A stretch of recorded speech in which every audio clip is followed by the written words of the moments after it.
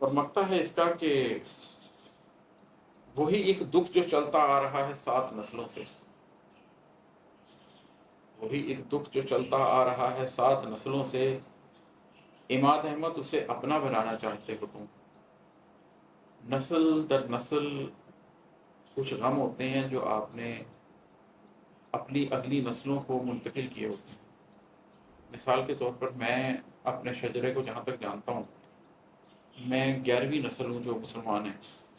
11 generation پر جا کر ہندو مل جاتے ہیں بیچ میں، اور بیچ میں کچھ ایسے بھی لوگ ہیں جیسے میرے دادا نے جن خاتون سے شادی کی جو میری دادی ہیں، میری دادی جان کے پردادا سکھ تھے، تو بیچ میں اور نسلیں بھی داخل ہوتی ہیں۔ تو میرے پاس کیونکہ میرے والد کو بڑا انٹرسٹ تھا ان سبجیکٹس میں، اور وہ اپنے خاندان پر اور اس کے بیک گراؤنڈ کے اوپر ریسرچ کرتے رہتے تھے کہ ہم کب مسلمان ہوئے، کیا کرتے رہے۔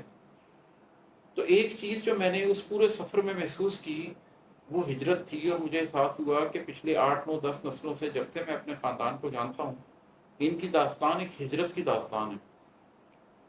اور پھر ایک مسلمان ہونے کی حیثیت سے جب میں نے قرآن پڑھا تو مجھے پتہ چلا کہ قرآن کے اندر بذات خود ایک ہجرتوں کی داستان ہے، کیونکہ وہاں پر قصص الانبیاء ہیں اور وہ بھی ایک ہجرتوں کی کہانی ہے۔ تو جب میں نے پڑھا کہ مذہب میں بھی ہجرتوں ہی کی کہانی ہے، اور اپنی 7 نسلوں کو بھی ایسے ہی دیکھا کہ ہجرتوں ہی کی ایک کہانی ہے، تو اس تناظر میں یہ ایک غم ہے کہ وہی ایک دکھ جو چلتا آ رہا ہے 7 نسلوں سے، عماد احمد اسے اپنا بنانا چاہتے ہو تم۔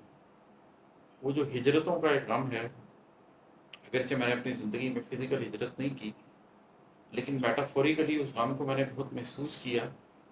اور پھر جو بنواس میں نے اپنے اندر کاٹا، اس کے اندر میں اپنے اندر کے سفروں کو بھی ان ہجرتوں کے نام پر ہی میں نے تشکیل دیا، اسی پر ان کو تعمیر کیا۔ تو اس کے تناظر میں یہ شعر تھا جو آپ کو سنایا۔